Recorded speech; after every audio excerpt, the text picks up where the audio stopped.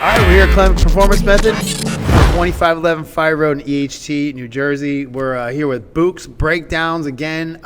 We always learn something cool, and today we're gonna kind of like go into some real cliche type of things that we've heard in the past about recovery and training and stuff you're doing kind of not while you're training on the field but off the field, and the jury's out on some of them. Hopefully you can give us some clarity into which one of these are actually working. Sure. Recovery is becoming big business. I mean, there's facilities opening up with just recovery centers with like the ice tubs, the compression boots, the red light, the sauna, like not run by physical therapists, just run by corporations, right? So the recovery is important, and some of these things I think are fads, and some are probably here to stay, and I think the jury's still out on a lot of them. So. Some of them, like Prime IV, is one that we just talked about. Post getting sick, get an IV drip with some vitamin, and it goes directly in your system.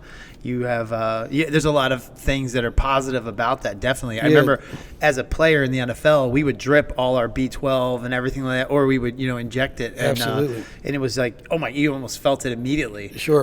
Versus it through your stomach and GI tract, it takes a while, and only a small percentage actually hits your system. Right. So this is kind of cool. This today should be.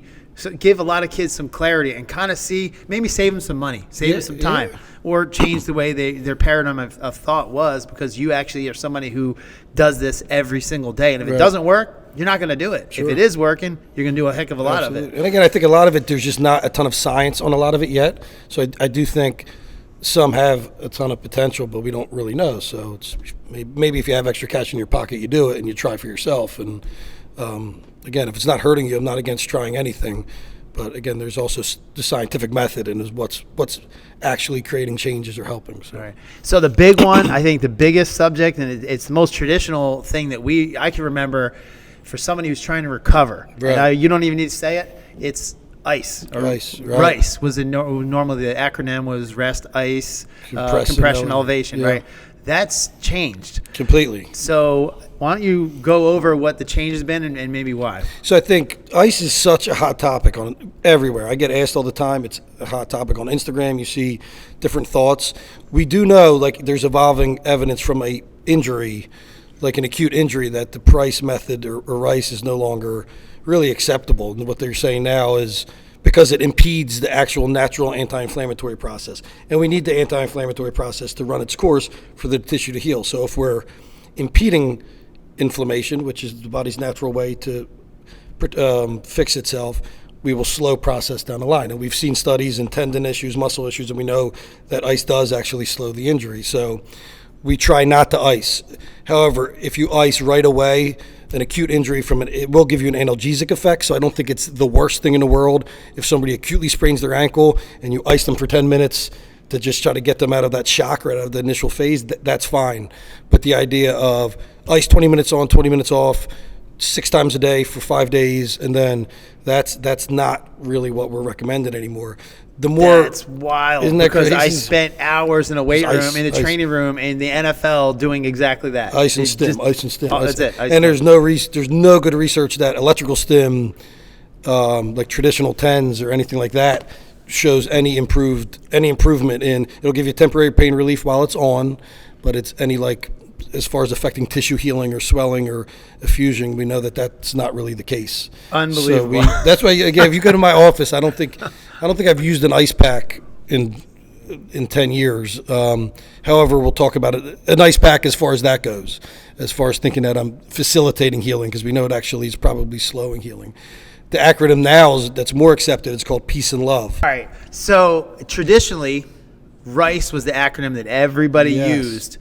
So we taught that in PT school. Yeah. Price, protect, rest, ice, compress, and elevate. Yeah, but when I was going through, there was just RICE. It wasn't even P. So they added a P, and then they switched it around. But now it's what? It's peace and love. Peace and love. Protect, elevate, avoid anti-inflammatory medication and ice, compression, educate, load, optimism, vascularization, and exercise. And I had to peek down on it because it's way too many letters. But it make a lot of sense. We know ice, we're avoiding anti-inflammatories, avoiding ice because it's slowing healing. We need optimism. We have to reassure the athlete that they're going to get back on the field and not to worry about it. Load, we want to begin loading it like pain as a guide, depending on the type of injury. The faster we get them loading, the quicker the tissue heals. It helps facilitate joint proprioception, so we want to get them loading. Again, education goes just with optimism, is telling them the general tissue timelines. And then exercise and vascularization. I think vascular exercise, getting the joint moving, is going to bring blood to the area and whatnot, and also trigger some revascularization. And I think that's where heat is starting to come in. Like, all right, well, if we want vascularization, then do we put heat on? Theoretically, maybe. I don't know if it does that much. I think movement is, and pain-free movement is probably more beneficial. But maybe then at that point, once they're done, that initial stage is adding some heat may help too. I don't think we have a ton of research that says it's actually doing that, but I don't think it's not the devil like we used to think. Well, we're going to go to commercial right here. We're going to come back. Testing has its limits, and I think the tracer, and gets me excited, but if we can hook them up to a tracer, we can have true objective data even better than what we're doing now. And that's why the return to play testing, it's still evolving, it's progressing, it needs to continue to evolve because we're not perfect at it. But something like the tracer, like, that's kind of game changing. We're back here at Bucc Breakdowns, and we got some cool subjects and stuff you just see going on in professional sports. You'll see people wearing the kinesio tape, the chopats, the sleeves that people wear, compression sleeves. Sure. Some of the neat phenomenons that you'll see going on, and you're like, what is that? I remember the first time I saw it was in the Olympics. The volleyball players had the kinesio tape on. Sure. I thought they were tattooed like dark black, and then I just figured out, like, oh, okay, that's kinesio tape. Right. But let's just go down the list. Sure. There's a couple cool things. Let's go right into kinesio tape. Yeah, so how's it work? So interesting. I don't think we 100% know. We know if we put tape on the skin, your central nervous system feels something in that area other than necessarily pain, or that it feels an influence from the skin and the response back to the brain. So people tend, in certain diagnosis, I can tell you for patellofemoral pain, kneecap pain, when we tape knees, they tend to feel better. They tend to have less pain. So it's one of those techniques. There's not a ton of science behind it. I've taped a lot of people and they felt no different. I find that the shoulder stability taping, some postural taping, and patellofemoral taping are like the three that I use in the clinic. Not much science, but anecdotally seems to help. I think the postural taping's interesting because you do like an X tape across their back, and instead of cranking them back into a good posture, it just makes them aware that maybe they're rolling forward, and then they can reset. So I think it's a cue again to the brain to improve posture. The patellofemoral tape, the tape's interesting because it's not mechanical tape. It's supposed to have the same elasticity as skin, so it doesn't block movement. So I love that. The problem with the mechanical taping is it's blocking movement. We want to foster movement and decrease pain. So the patellofemoral tape, again, I think it just works in the way our body processes pain or sensation, and it can help take the edge off.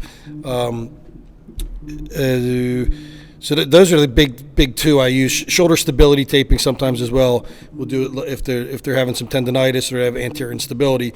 We'll do 2 crosses around their deltoid to kind of create some a sense of joint compression, and some individuals, some like it. So taping, because it doesn't have science, I don't force it, but it is something I know it's not hurting their movement. It's not going to injure them. It's not going to make them move differently or in a negative way. So it's something I will try at times. And any locker room in the professional atmosphere, even in college, every time you go in there, it smells like Bengay. Yeah. Everywhere it smells like, what do you think that works, or is that just it's another one? Minimal research. However, there's like the 2 main type of anti-pain creams are like either menthol based or capsaicin based, like cayenne pepper. And I know, at least in some small studies, that the ones that have cayenne outdid the ones that had menthol. So I always say, try them. They're not going to cure you. If it takes the edge off, makes you feel a different sensation in pain, or blocks some pain receptors, go for it. I usually recommend one that has the cayenne pepper because there was some small evidence that it might be better. Not going to hurt you, but I don't think it's it's not a you know. I think the thing that you said, you nailed it, and is fostering movement, because like anytime you're injured, it inhibits your range of motion or how much force you're going to produce with that. So I think that's the best way to go, is if you're not actually hurt or not actually injured, but you're hurting. The way you want to not decrease movement as much as possible. So I think that may be a better solution. As you're saying it, I like that kinesio tape more than using Bengay or something like that. It actually reminding you just to move or stop or change your posture. That actually works. There's some value, I think. So if it doesn't like do anything, that would be one thing that would be good for any type of performance at all. And it's just the idea, like again, in medicine, it's not hurting you. And if you're feeling better and it's not affecting your movement or putting you at injury risk, I'm game for it. Because if we were doing everything that was science-based, 100% science-based, we'd have really small programs, because it's hard to make good quality studies, randomized controlled studies with manual therapy techniques or taping, because there's so many variables that are hard to control. Again, anecdotally, I've seen it help some people, so I'm not against it. Right. Two big things that I know you've been involved even in the legal side of this was with dry needling and with scraping, which you were on to some of this stuff way before anybody else I had heard of doing it. What's your experience with those two processes? So I use dry needling and scraping, like instrument-assisted soft tissue mobilization. iStim, Graston is the patented brand that you hear a lot. I use them a lot. Again, dry needling has some evidence in the literature. It had a great study that actually showed that dry needling tennis elbow outdid cortisone shots, or dry needling tennis elbow outdid cortisone shots in short term and long term. So good study. For that study, there's been a lot that shows it's no better than placebo, and that goes with acupuncture as well. I found clinically, it's case to case specific. There's certain times where I feel like it's a game changer, and I've had people just respond awesome, and I wish I understood all the time which patient it's just going to be a game changer and who it's not. I do find there is some science that says when the needle breaks the skin, you have an anti-inflammatory effect. When it hits a trigger point, you get a twitch response. It has more of an anti-inflammatory effect. And these are like cellular studies, so they're looking at it like biopsy and tissue. And we've seen ultrasound studies where you actually put the needle in a trigger point and see that the muscle fibers reset. The newer thing that is being pushed, again, not a ton of science yet, that when you run it with electric stim, so you put the needles in, say, an area like the glutes, you have glute med tendonitis, you put them in the hot spots there, then you run it with electric stim, and you create a muscle twitch for a period of time. We do know that the stim with the needles in, your body drops adenosine, and adenosine is an opioid, so you're getting an opioid effect. So we do know from like a cellular level that there are changes that take place. I think a lot of times, like any manual technique, dry needling, it is a small piece to the puzzle, and it will give you temporary pain relief in a lot of cases. So my athletes, if they're playing, or my pitchers, they're throwing on a Friday, I needle them Wednesday, they get like a 48-hour of like a window where they're feeling better. So to use needling, and this goes the same with scraping, to get a temporary pain relief and an increased range of motion. So to use them, the way I use dry needling is to foster movement. So I needle to give you a window of less pain to then improve your mobility or get your hinge patterns better or help you get to reinforce better movement. Same with iStim. It's not like if we scrape you, it's to then foster improve shoulder internal rotation, so then we're going to back it up with internal rotation exercises. So it's not laying there just being passive and then going home. It's usually starting the treatment session with needling or scraping, and then getting that window of less pain and improved motion, and then doing the important stuff like loading or whatever. Right, where I've heard that before is in just static stretching. And then when you pull off of the stretch, why you feel so good, it's like because your body would drop adenosine, right? Because you're holding something that's very, very painful, and then when you release it, your body's sending that signal to feel good. And so when you're done stretching, you feel incredible. So there's a whole business now called like stretch zone business, which you feel great when you're done. It's the same process because you've stretched, and then it gives you a temporary pain reduction, which is great. But again, how long does that pain reduction last? I believe in stretching, soft tissue, most of it's like no more than 20 to 30 minutes after you're done. So the value of, okay, I go to stretch ends, or I get a massage, I feel great for 30 minutes, and then, Right. so does it have a value? Absolutely. Is it the game-changing value of movement, exercise, strength, load, all the other stuff? I think it's a small piece to the puzzle, but it's a piece I use. I'm not against it. So during like static stretching, that's another one because people spend a lot of time doing that, and that debate is still there. I've watched people put the benefits and there's like negatives to it also, but I believe in static stretching, right? But what happens is with the muscles, when the muscles aren't really holding you back, it's more your fascia, right? Which connect that fascia has to be stretched in order for you to actually gain any range. It's you're pulling on the fascia, correct? And it has to stay there in order for it to reform in that way and done consistently. But does that have any performance enhancement? Well, it shows static stretching before performance is actually negative, right? Yeah. And stretching's interesting because it's like what is our purpose? Like, why are we stretching? We know it doesn't improve performance if we do it right before. If we're trying to increase mobility, is that the best way to, going back to like a couple episodes ago, are we actually stretching what we think we're stretching, right? You will get they say, as you stretch, the perception of stretch gets less over time, but not necessarily your range of motion improves, right? So, again, I guess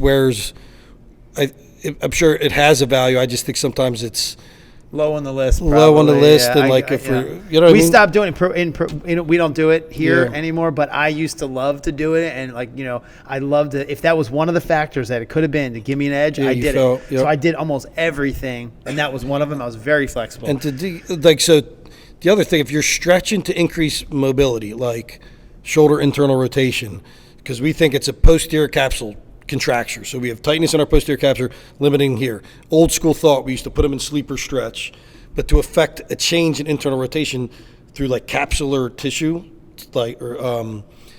it's all about total end range stretch time. So you have to be under this stretch we used to make them stretch for like 15 to 20 minutes a day under stretch to actually create deformation. It's really hard to do that.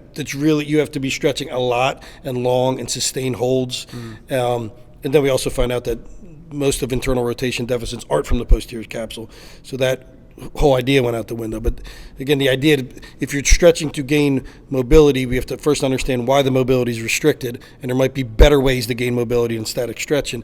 And then if we are going to static stretch to increase mobility, then to affect change, you're going to have to be doing it for really, really long times to actually affect college like change. Gymnasts, it definitely works for a gymnast because they have to be in a position in order for them to cheerleading. And they repeatedly stretch daily for hours. They sit in a stretch for hours and everything like that. Sit in front of the TV in a stretch. Swimmers, the ankle range of motion, which is not like you ever see how flexible a swimmer's ankle is? It's scary. Right.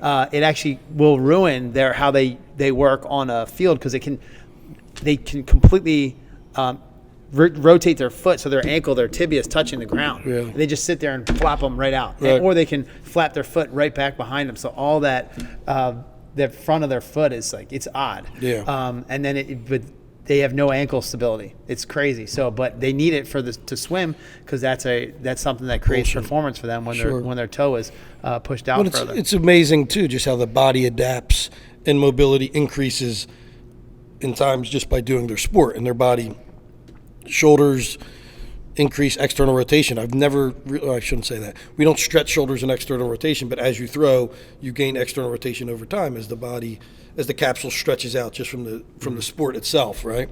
So a lot of times, again, are we going to, the skill created the mobility needed, not necessarily static stretching. Yeah, we talk about it with Olympic lifting. Yeah. Where people are like, oh man, this guy can Olympic lift this much.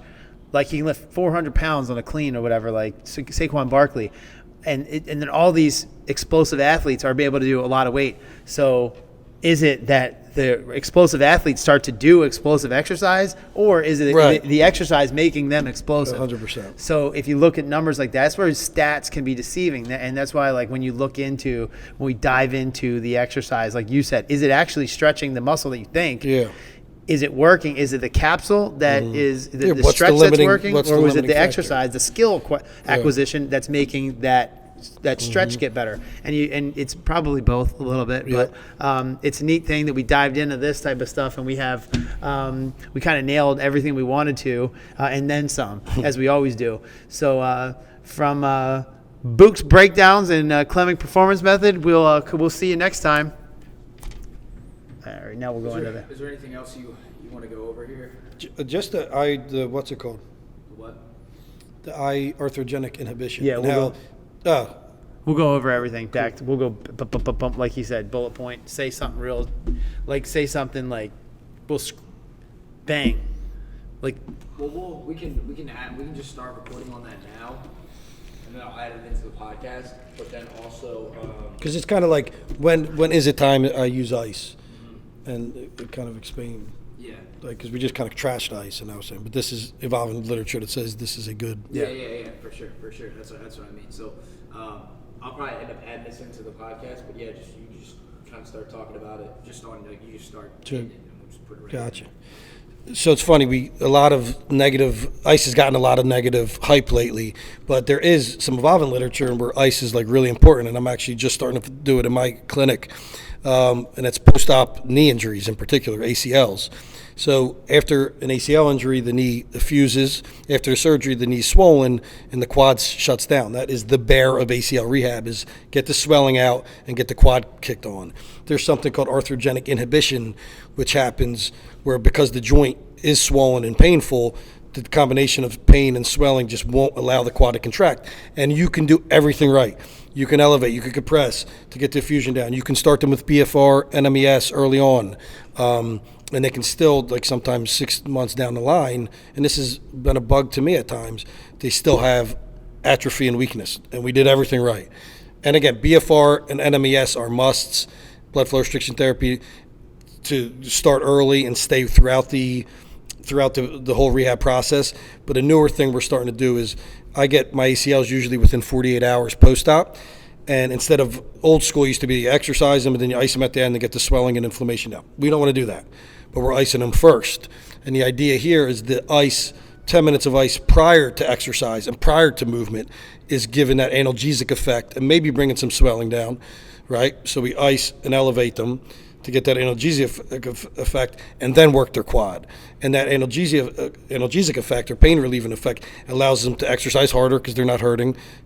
Actually, they think it plays a role in the spinal reflex excitability and kind of downplays it to allow the quad to contract. So the funny thing is, full circle, is I am using ice now, but I'm using it pre-session instead of after the end of exercise, like was the old school. That's fascinating. We would heat before and then go into the lesson. I remember Acute. doing this literally down in Alabama, Birmingham, Alabama, at Health South, the main headquarters where your boy, Dr. Andrews, is down there. And we would heat first, go into our lesson. And this is just, again, this is evolving research and evolving thought, and definitely for knee rehab. So, but I'm pretty sure there are studies that show icing before can help improve force output in lifters too. Like there's this window of ice where I think there's value. It's just not how we used to use it, and it's going to be interested to see where the literature goes. And I'm interested to like make this a mainstay in my ACLs for a while and see what happens. Yeah, because is the ice moving deep enough through into your body, or is it just superficial? I think it's the pain relief, the analgesic effect is really what you're going for. Just and the fact that allows you to move now better. I can move because I'm not hurting, and it's a temporary window, like 45 minutes again.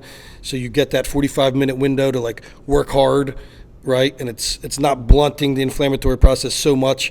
Like then it becomes what's worse. We know it's blunting inflammation, but if it's allowing you to move for a period of time, I think I'll take if I can get you moving and get the quad on early on, like again, especially post-op, I think I would take get the pain down and move versus and get the quad on. And where does Advil play into all this? It says the same. Like Advil's like they're soft tissue injuries.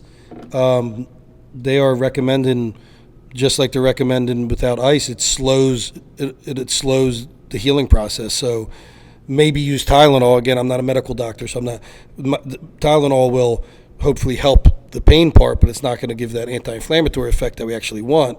So maybe when you can, and again, I'm not giving medical advice out of my league, maybe that makes more sense, but I remember generally having not. awful shin splints through the first part of football season, playing on AstroTurf, the first part of track season, and I would just take the Advil and it'd get me through, and then I'd be okay after a little while. But I had to take Advil for a period of time. Probably destroyed my stomach. But and we got Dr. Tucker coming on next week, so I think that's a great conversation to bring up to him when he's prescribing an anti-inflammatory versus a Tylenol versus nothing, because I mean that's his wheelhouse. But I can't wait to hear from him too. And he's, matter of fact, the Tracer company saw the video of Dr. Tucker on there. He says when he comes back in, I want you to introduce him to some matter on absolutely. the Tracer. So you guys, before he leaves, check it out, and then I want to see what he says about it.